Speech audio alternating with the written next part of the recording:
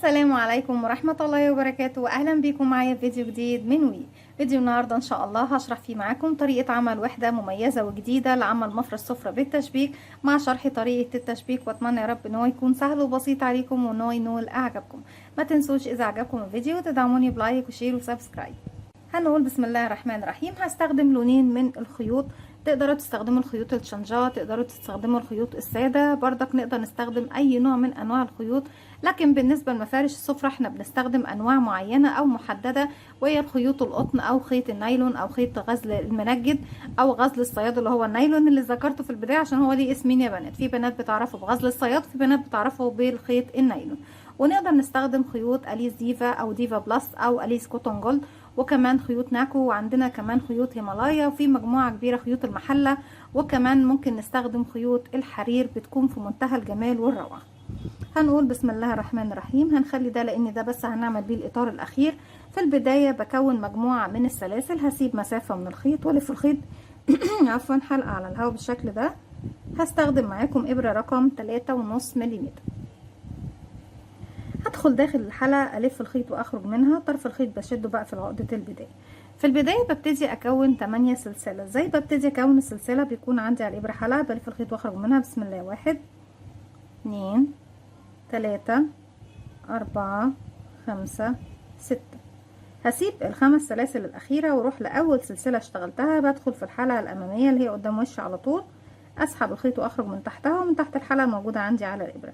بالشكل ده بكده بنكون كونا دائرة نقدر نشتغل بداخلها. طرف الخيط بخليه في خلف السلاسل وابتدي اشتغل ايه عليه هو كمان مع السلاسل بحيث ان احنا نخفيه خالص. في بداية شغلي السطر الاول بكون 8 غرزة عمود بلفة، وبعد كل عمود بشتغل سلسلة. طيب علشان اشتغل العمود الاول بيكون عبارة عن مجموعة سلاسل، هشتغله بهو ارتفاع غرزة العمود بلفة بتكون 3 سلسلة، وبعد منه هاخد سلسلة مسافة، يعني هشتغل 4 سلسلة في بداية السطر الاول. 1 2 3، ودول هيكونوا اول عمود، ورقم 4 هي المسافة بين العمود الاول والتاني. كده فاضل لي 7 عمود بلفة، وبعد كل عمود فيهم باخد سلسلة. طيب ازاي بشتغل العمود بلفة؟ بيكون عندي على الابرة حلقة، بلف لفة واحدة لان عمود بلفة واحدة اصبح معايا حلقتين. هنزل من تحت السلاسل بالشكل ده داخل الدائرة، ومعايا كمان طرف خيط البداية على الابرة، الف الخيط واسحب واخرج. معايا على الابرة 3 حلقات، بلف الخيط واخرج من حلقتين، بتبقى حلقتين، بلف الخيط واخرج من الحلقتين، باخد سلسلة مسافة ما ننساش. هدخل تاني اكون العمود رقم 3، سلسلة 4، سلسلة 5، سلسلة 6، سلسلة 7، سلسلة، والعمود رقم 8 والأخير، وناخد بعد منه سلسلة. بعد ما خلصت كده زي ما احنا شايفين السطر كله، ونبتدي نعد تاني 1 2 3 4 5 6 7 8. هروح لتالت سلسلة ارتفاع، 1 1 2، دي رقم 3 اهي، بدخل فيها وبقفل بغرزة منزلقة. طيب هبتدي اشتغل على الاعمدة. السلاسل يعني نفس العدد اللي بشتغله للاعمدة هو نفس العدد اللي باخده للسلاسل، يعني قاعدة هتكون ثابتة. السطر الاول كان عندي عمود بعد منه سلسلة واحدة، السطر التاني بشتغل فوق العمود الواحد عمودين، يعني هرتفع 1 2 3 سلسلة وبعتبره اول عمود بلفة، وفي نفس الفراغ تاني هو بشتغل كمان عمود بلفة. اصبح كده معايا فوق العمود عمودين. طيب دلوقتي انا اشتغلت عمودين، واحنا قلنا ان لازم عدد السلاسل يكون مساوي لعدد الاعمدة، اذا هشتغل سلسلتين 1 2. هروح للعمود اللي بعده. لما باجي اشتغل يا بنات بشتغل في الفراغ الصغير دوت اهو، بيكون فوق الغرزة وتحت حرف الفي او شكل حرف الفي، احنا بنسميه دايما حرف الفي لانه بيكون جاي شكل السبعة او حرف الفي زي ما احنا عارفين. هلف الخيط واشتغل عمود كده 1، الف الخيط ادخل فراغي، اسحب الخيط واخرج، الف الخيط واخرج من حلقتين، الف الخيط واخرج من حلقتين. فوق كل فراغ من الاعمدة بشتغل عمودين 2. هاخد سلسلتين 1 2، هسيب السلسلة لاني اخدت فوقيها سلسلتين وهروح للعمود اشتغل فوقيه عمودين، واحد، كمان مرة في نفس الفراغ، اتنين. بعد كل عمودين باخد سلسلتين او باخد عدد سلاسل بما يعني بنفس العدد اللي هو ايه عندي في الاعمدة، واحد اتنين، وبكرر فوق كل عمود عمودين سلسلتين، عمودين سلسلتين، عمودين سلسلتين، لغاية ما اوصل لنهاية الراوند. رجعت لكم تاني وكده خلص السطر رقم 2. بنقفل في ثالث سلسلة ارتفاع للغرزة العمود الاول. طيب السطر اللي جاي وبقية السطور اللي جاية كلها هتكون بنفس القاعدة بنفس الطريقة. طيب ايه هي الطريقة يا رندا؟ ان انا برتفع فوق العمود الاول 3 سلاسل، 1 2 3، وبعتبره عمود بلفة، وهشتغل فوق كل عمود يقابلني بعد كده عمود، ما عدا العمود الاخير دايما في كل مجموعة بشتغل فوقيه مرتين، وده كلامي طبعا هيوضح معاكم في السطور اللي جاي. طيب السطر كده دوت رقم 3. المفروض ان يكون عندي 3 عمود بلفة، انا عندي كده عمود وده عمود يبقوا 2. طيب هنا هنشتغل فوق العمود الاول عمود واحد، طيب عايزينهم 3، هنعمل ايه في الاتنين الباقيين دول؟ هنشتغلهم فين؟ ما احنا لو اشتغلنا هنا واحد يبقى باقي لنا واحد. اذا دايما العمود الاخير من كل مجموعة بتشتغلي فوقيه تزايد، بنعمل فوقيه انكريز، يعني بنشتغل فوقيه مرتين. هروح اشتغل كده تاني عمود، وفي نفس الفراغ هو هشتغل كمان عمود، يبقى كده بقى معايا كام؟ بقى معايا 3. التلاتة دول جم منين او الزيادة ده جه منين؟ ان انا اشتغلت فوق اخر عمود مرتين. طيب احنا اتفقنا مع بعض ان قاعدة ثابتة معانا ان عدد السلاسل بيكون هو عدد الاعمدة. انا كده معايا 3 عمود، يبقى هشتغل بعد منهم 3 سلسلة، 1 2 3.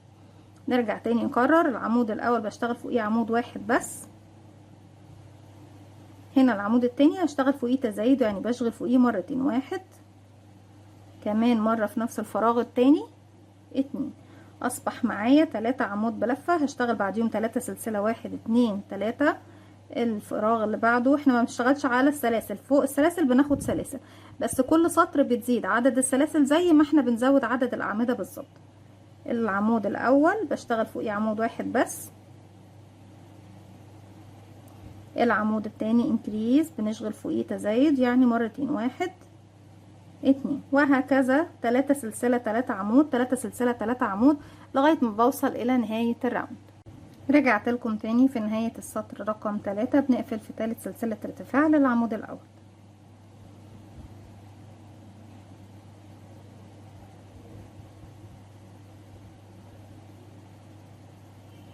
بالشكل دوت خلاص خلص السطر رقم 3. هنبتدي السطر رقم 4.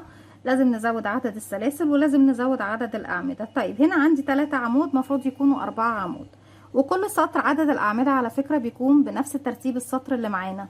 يعني احنا في السطر الرابع هنلاقي عدد الأعمدة هيكون معانا 4 عمود وعدد السلاسل 4 سلسلة. هرتفع 1 2 3 سلسلة، وده عمود فوق أول عمود عندي. تاني عمود بردك بشتغل فوقيه عمود واحد بس. العمود الاخير زي ما اتفقنا هو اللي بيكون عندي فيه التزايد، يعني هشتغل مرتين انكريز داخل نفس الفراغ، 1، كمان مرة في الفراغ الاخير 2. يبقى بقى معايا كام؟ 1 2 3 4. ودايما في كل المجموعات اللي هتقابلني بعمل نفس النظام، 1 2 3 4. عدد الاعمدة هي عدد السلاسل. بكرر تاني، فوق العمود الاول عمود، فوق العمود التاني عمود واحد، فوق العمود الاخير، مش هقول التالت هقول الاخير. ليه بقول الاخير مش بقول عدد؟ علشان خاطر دايما تعرفوا ان في كل السطور اللي بنشتغلها بيكون نفس النظام. بشتغل على عدد الاعمدة الاولى من كل مجموعة عمود واحد بس، والعمود الاخير هو اللي بعمل فيه تزايد، 1 2. وعدد السلاسل 1 2 3 4، وبكرر لغاية ما بوصل لنهاية الراوند معايا. هكمل وارجع لكم. رجعت لكم تاني وكده بيكون خلص السطر رقم 4. كده فاضل لنا سطرين يا بنات، والسطر رقم 7 بيكون فيه تشبيه كل الوحدات اللي بنشغلهم مع بعض. 1 2 في السلسلة رقم 3 بقفل بغرزة منزلقة. نفس النظام ونفس الطريقة، برتفع 1 2 3 سلسلة، وبعتبرها عمود بلفة فوق أول عمود موجود عندي زي ما احنا شايفين. العمود التاني بشتغل فوق منه عمود واحد كمان، العمود اللي بعده كمان عمود واحد، لغاية ما بوصل للعمود الاخير. انا كده اشتغلت 1 2 3، كده هشتغل في العمود الاخير كام مرة يا بنات؟ مرتين. 4 5. عدد السلاسل بالظبط لازم يكون عدد الاعمدة 1 2 3 4 5. بكرر عمود فوق الاول، وعمود فوق التاني، وعمود فوق التالت، والعمود الرابع والاخير هيكون فوقيه 2 عمود بلفة. 1 2. 5 سلسلة، 1 2 3 4 5، وبكرر لغاية ما بوصل لنهاية الراوند. هكمل وارجع لكم. رجعت لكم تاني، وبكده بكون خلصت السطر رقم 5. في السطر رقم 6 بنبتدي نشبك كل الوحدات مع بعضها، اللي هي طبعا الوحدات المقربة من بعضها. طيب لما باجي اشبك يا بنات، هنشوف دلوقتي طريقة التشبيك، وهنعرف ازاي نقدر نشبك اكتر من وحدة مع بعض. حابة بس اوريكم حاجة،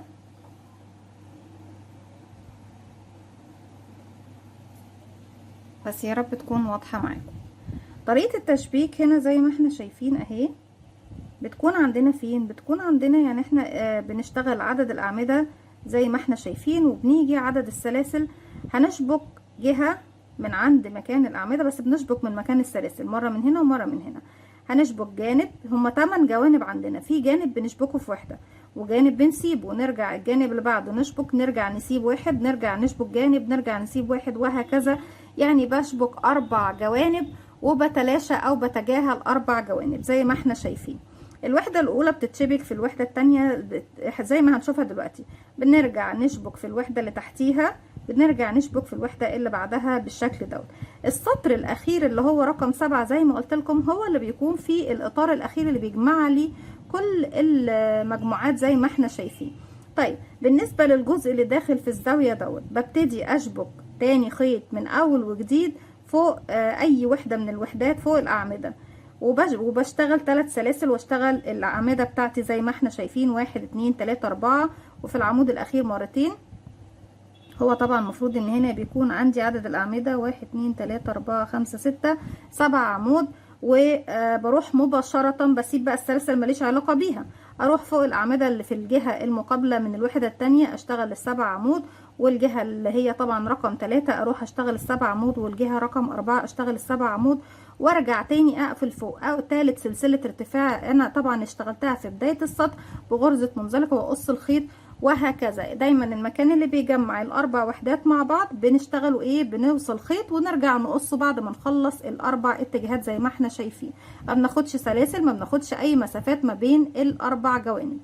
اما الجهات اللي هي بتكون على حرف الشغل زي ما احنا شايفين بنشغلها زي ما احنا هنشوفها دلوقتي مع بعض. اتمنى بس يكون الشغل واضح. وده باترون الوحده يا بنات، للبنات اللي بتحب ايه تشوف الباترون ده. يعني شرح الباترون سهل جدا وبسيط. احنا عندنا هنا النقط الصغيره دي اللي في البدايه عباره عن 6 سلاسل، وبنقفلهم بغرزه منزلقه اللي هي النص دايره المفتوحه دي. نرجع نلاقي شكل حرف التي او شرطه ونازل منها واحد وعليه شرطه مايله كده بالشكل ده، دوت غرزه العمود بلفه، والنقطه هي السلسله زي ما اتفقنا مع بعض زي ما احنا شايفين، وعدد السطور مكتوب طبعا زي ما احنا شايفين. نبتدي نكمل مع بعض. بسم الله الرحمن الرحيم. السطر اللي احنا فيه دوت في ثالث سلسلة ارتفاع 1 2 3 بقفل بغرزة منزلقة، وهبتدي اشبك بقى في الوحدة اللي قصادي اللي جاية دي. طيب احنا اتفقنا ان احنا في مكان الاعمدة بشتغل اعمدة، هرتفع 1 2 3. احنا في السطر رقم 6 عشان ما ننساش، لسه في رقم 7 هو اللي بنعمل الاطار الاخير، اما في رقم 6 هو اللي بيكون فيه التشبيك. العمود التاني بشتغل فوقيه عمود زيه، اول عمود اشتغلت فوقيه 3 سلاسل، تاني عمود اشتغلت فوقيه عمود 3 بشتغل فوقيه عمود، رقم 4 بشتغل فوقيه عمود. طيب وصلنا الرقم 5 والاخير، واحنا عارفين ان دايما العمود الاخير بشتغل فوقيه مرتين، يبقى كده 5 و6 كمان هيكون في نفس الفراغ.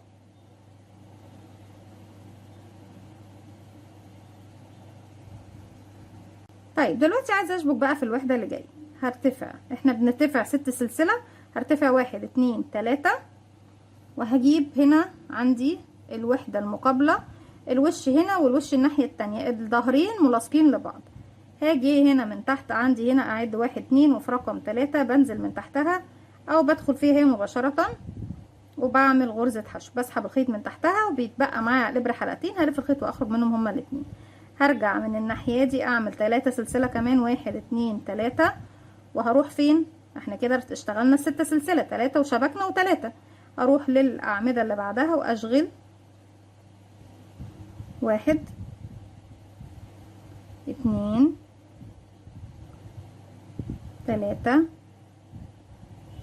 4 5 في نفس الفراغ رقم 6. تاني بكرر، احنا قلنا بنشبك مرتين في يعني بشبك، بصوا يا بنات، هشبك الجانب دوت في السلاسل دي والاعمده بتكون مقابله للاعمده، وهشبك مره في السلاسل دي، يعني بشبك مرتين في كل وحدتين مع بعض. هرجع ارتفع 3 سلسله، 1 2 3، وهاجي هنا من الناحيه دي هعد 1 فين 1 2 رقم 3 اهي، بدخل منها تحتها واسحب الخيط، معايا حلقتين هلف الخيط واخرج منهم هما الاتنين مع بعض زي ما احنا شايفين، 1 2 3، واروح للمجموعة اللي بعدها ابتدي اكون 6 عمود بلفة كده، 1 واللي بعده 1 يبقى 2 واللي بعده 1 يبقى 3 واللي بعده 1 يبقى 4 واللي بعده 5 و6 في نفس الفراغ. طيب كده خلاص انا ما بشبكش حاجة في المكان ده اهو. بصوا لما هاجي اشبك، لو عندي وحدة تالتة يا بنات هشبكها فين؟ المكان هنا، من هنا لهنا لغاية السلاسل اللي هبتديها هنا، طبعا مفيش حاجة بنشبكها، فبالتالي هو ده الجانب بقى اللي بقولكم بسيبه، يعني بشبك في جانب وبسيب جانب. هنرجع بقى هشبك فين؟ هرتفع 3 سلسلة، 1 2 3، ولو عندي وحدة تالتة هي بقى اللي هشبكها من هنا في السلاسل الستة اللي هتكون عندي مقابلة ليا من الجهة التانية، وارجع اشتغل 3 سلسلة واشتغل الاعمدة دي، وارجع اشبك دول، اعمل 3 سلسلة واشبك الجهة دي في الجهة اللي هتكون مقابلة ليا اللي هي طبعا الجزء الثالث. ارجع من هنا لهنا ما بيكونش فيه تشبيك، من هنا لهنا في تشبيك، من هنا لهنا مفيش تشبيك، من هنا لهنا في تشبيك، من هنا لهنا مفيش تشبيك، وبتكون الجزئيه دي هي اللي انا بقول لكم عليها. طيب بردك عشان نكون عارفين مع بعض، احنا لما جينا قلت لكم في مكان في المنتصف بيكون مربع كده بوصل فيه خيط واشتغل. بوصل فين؟ ببتدي مثلا وليكن انا عندي هنا الاعمده اهي، بوصل الخيط بتاعي هنا وارتفع 3 سلسلة واشتغل على عدد الاعمدة هنا اعمدة، وطبعا بيكونوا 7 لاني عندي 1 2 3 4 5 6، وكمان في رقم 6 بشتغل 1 كمان يبقوا 7، ومباشرة بتجاهل السلاسل دي ماليش علاقة بيها، هروح بقى للاعمدة اللي هنا واشتغلها 1 2 3 4 5 6، وهكذا. المجموعة اللي بقى اللي هتكون التانية هشتغل هنا 6 7، المجموعة اللي هنا هشتغل فيها 7، والمجموعة اللي هنا هشتغل فيها 7، وهكذا لغاية ما اقفل المربع بتاعي زي ما احنا شفنا مع بعض. في النهاية في السلسلة رقم 3 اللي ارتفعتها من هنا لان دي بدايتي، هقفل في السلسلة رقم 3 بغرزة منزلقة، وهقص الخيط طبعا وابتدي تنظيف المكان دوت. اما حروف المفرش كله من الخارج دوت بنعمله يعني بنعمله مره واحده، لان طبعا انا بشتغل ما بقصش الخيط ولا بوصله، هي مره واحده بس لاني بلف على المفرش بتاعي كله بالكامل. طيب انا دلوقتي ما عنديش وحده تانية اشبك فيها، اذا بكمل السلاسل بتاعتي 1 2 3 كمان، وابتدي اشتغل 7 عمود على ال6 عمود اللي تحت، والزياده بتكون في اخر عمود بلفه كده، 1 2 3 4 5، عفوا احنا لسه في السطر السادس، 6. السابع ده هو طبعا اللي احنا قلنا ايه بيكون عندنا بنجمع الوحدات، احنا كده شبكنا الوحدات بس بنجمعهم بقى ايه في اطار واحد بس من الخارج، بيكون هو ايه السطر رقم 7 بتاعي. بكمل الوحده بتاعتي لغايه ما بوصل للنهايه 6 عمود 6 سلسله، 6 عمود 6 سلسله، لغايه ما اوصل لبدايه السطر اللي احنا كنا ابتديناه، وارجع لكم نعمل الاطار الاخير الوحدتين دول مع بعض. رجعت لكم تاني في نهايه السطر رقم 6، وهنبتدي مع بعض السطر رقم 7. بقفل بمنزلقه في ثالث سلسله ارتفاع، ابتدي اشد الخيط واسحب بالشكل دوت. طبعا احنا بنسيب مسافة 10 سنتي. انا مش سايب 10 سنتي، لكن انتوا هتسيبوا 10 سنتي عشان ايه؟ تنضفوا الخيوط معاكم وانتوا شغالين. هبتدي اجيب بقى اللون الاخير اللي هو بيكون لون الاطار. اذا كنتي حابه تعمليه بلون مختلف، لو مش حابه تعملي بلون مختلف هتعملي بنفس ايه اللون، مفيش مشكله. من فوق العمود الاول في نفس المكان اللي قفلت بيه هبتدي اسحب الخيط الجديد، بقفل عقدة بداية وبسحب الخيط الجديد زي ما احنا شايفين. ارجع تاني بس عشان ايه انا عملتها بطريقه سريعه. انا بجيب الخيط وبلفه حلقه على الهوا بالشكل ده، هدخل فوق الفراغ الاول، ادخل فوق الحلقه، الف الخيط واخرج منها واقفلها عقده بدايه، اسحب الحلقه الجديده من تحت بالشكل ده. طيب في المكان ده هبتدي اشتغل بقى 7 عمود بلفه. هرتفع 1 2 3 وهعتبر نفسي اشتغلت ايه؟ عمود بلفه فوق العمود بلفه اللي هو مكان السلاسل. ودايما هتبصوا تلاقوا المكان البدايه عفوا مكان البدايه عندي هو ايه؟ مجرد سلاسل. العمود التاني بشتغل فوقيه عمود بلفه 1 يبقى 2، الفراغ رقم 3 فوقيه عمود بلفه 1 يبقى 3، رقم 4 عمود بلفه 1 يبقى 4، رقم 5 عمود بلفه 1 يبقى 5، رقم 6 هيكون فوقيه مرتين شغل يعني رقم 6، وكمان رقم 7. كده بكون ايه خلاص اشتغلت بما فيه الكفاية على الخيط الزيادة ده، بقص الزيادة زي ما احنا شايفين. طيب دلوقتي انا في المكان ده شايفين. طيب انا عايزة اروح اشتغل في الوحدة التانية، هعمل ايه؟ مباشرة بدون ما باخد اي سلاسل هلف الخيط على الابرة واروح اشتغل في الوحدة التانية. هروح عند الاعمدة ال7 اشتغل فوقيهم، الاعمدة ال6 هشتغل فوقيهم 7 اعمدة. كده 1 العمود ده اشتغلت فوقيه 1، واللي بعده 2، اللي بعده 3، 4، 5، 6 و7 كمان في نفس الفراغ زي ما احنا شايفين بالشكل ده اهو. طيب دلوقتي يا بنات بقى احنا ايه مش مع وحدتين جنب بعض، احنا هنا بس عملنا كده، مشيت من الاعمده دي للاعمده دي مباشره بدون اي سلاسل، لان هنا الوحدتين دول خلاص مجموعين على بعض. هنا انا مفيش حاجه ايه شبكه فيها، اذا بالتالي فوق ال6 سلاسل هشتغل 7 سلاسل، 1 2 3 4 5 6 7، وارجع فوق ال6 اعمده هعمل 7 عمود، وهكذا لغايه ما بوصل. بصوا بفضل 7 عمود 7 سلسله، 7 عمود 7 سلسله، 7 عمود 7 سلسله، 7 عمود 7 سلسله، عفوا 7 عمود دول ما بعملش بعديهم سلسله، بعمل ال7 عمود، يعني لما اوصل لل7 عمود دول هوصل لل7 سلسله دول وارجع لكم نكمل ال7 عمود دول مع بعض ونكمل بقيه ايه الوحده التانية بتاعتي معاكم. رجعت لكم تاني، وبعد ما اخدت 6 سلاسل هروح بقى لاخر 7 عمود بلفه موجودين عندي في الوحده دي، 6 عفوا، وهنعمل 7 عمود بلفه، 1 2 3 4 5 6 والاخير و7 في نفس الفراغ عفوا. طيب كده خلصنا الوحده دي. مفروض بقى ان في وحده تانية ملتصقه فيها، هتاخدي 7 سلسله يا رندا؟ لا مش هاخد 7 سلسله ولا بعد دول ولا قبل دول، امال هتعملي ايه؟ هروح مباشره من العمود السابع ده اهلف الخيط على الابره واتجاهل بقى السلاسل دي كلها واروح للاعمده مباشره واشتغل. 1 2 3 4 5 6 وفي نفس الفراغ رقم 7.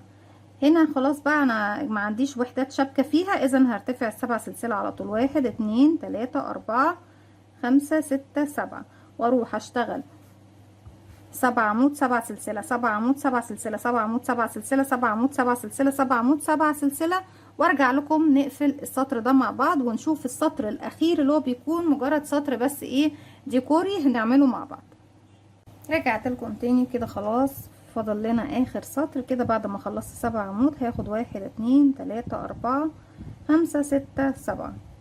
هروح لتالت سلسلة ارتفاع 1 2 3 اهي، وبقفل بغرزة منزلقة. في المكان اللي احنا فيه ده المفروض ان انا اشتغل في العمود رقم 4 منتصف الاعمدة. بعد 1 2 3 4، يعني انا كده واقفة فوق الاول، همشي فوق التاني بمنزلقة، واللي بعده بمنزلقة كده 3، واللي بعده ده رقم 4 بمنزلقة 1 2 3 4. في المكان اللي انا فيه دوت هرتفع 1 2 3، وهشتغل كمان 9 عمود بلفة، بحيث ان يكون عندي 10 عمود بلفة في فراغ واحد. كده 2 1 2 3 4 5 6 7 8 9 10. بعد ما اشتغلنا 10 زي ما احنا شايفين بالشكل ده، هروح للمكان الاخير العمود دوت، او هنا طبعا عشان احنا في الزاوية هاجي في المنتصف هنا واعمل منزلقة بالشكل ده. من نفس المكان اللي انا واقفة فيه هلف الخيط، هعد 1 2 3، وفي رقم 4 ارتفع كمان اشتغل 10 عمود بلفة. 1 2 3 4 5 6 7 8 9 10. طيب هنا بعد كده هيقابلني سلاسل.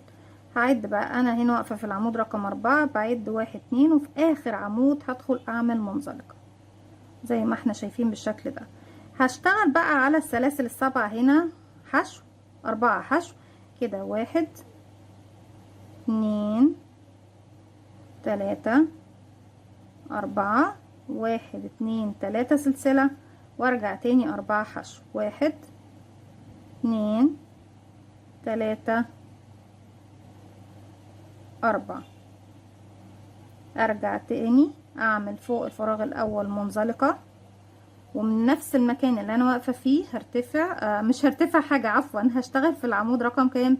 رقم 4. ده 1 2 3. في رقم 4 اشتغل 10 عمود بلفة. 1 2 3 4. مش عارفة ايه موضوع الارتفاع ده. 5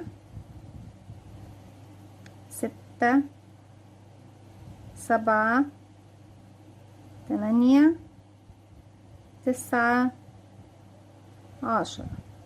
بروح لاخر غرزة واقفل بمنزلقة، وعلى السلاسل 4 حشو 3 سلسلة. 4 حشو. 1 2 3 4. 1 2 3 سلسلة. 1 2 3 4. وفي اول غرزة بعمل منزلقة، وارجع اكرر 10 غرزة عمود بلفة فوق السلسلة، او فوق عفوا الغرزة رقم 4. بعد 1 2 3 رقم 4 بشتغل 10 عمود، وارجع اقفل في الغرزة الاخيرة بمنزلقة، وارجع اشتغل 4 حشو 3 سلسلة. 4 حشو، وهكذا بكرر بقى نفس الموضوع ده لغاية ما الف كل الوحدات بتاعتي. وطبعا المفرش معاكم بيكون في وحدات كتيرة وعدد كتير، وزي ما قلت لكم لو احنا شابكين وحدة هنا ووحدة هنا، طبعا المكان دوت ما كانش هنشتغل فيه، لان احنا كنا بنلف حوالين الوحدات بس من الخارج. الجزء الداخلي كنت بتوصلي خيط وبتشبكي الاربع جوانب مع بعض زي ما احنا عملنا الجانبين دول، بس انت بتعمليهم في 4 وحدات. دي كانت فكرة الفيديو، مش هطول عليكم اكتر من كده. كده شرحنا الوحدات، وشرحنا طريقة تشبيكها، وشرحنا كمان ازاي ترتيب تشبيكها هتكون ازاي. اتمنى ان فكرة الفيديو النهاردة تكون سهلة وبسيطة وتنول اعجابكم. ما تنسوش اذا عجبكم الفيديو تدعموني بلايك وشير وسبسكرايب، واستنوني فيديو جديد من وي. وكمان ما تنسوش تفعلوا زرار الجرس يوصلكم مني كل جديد. السلام عليكم ورحمة الله وبركاته.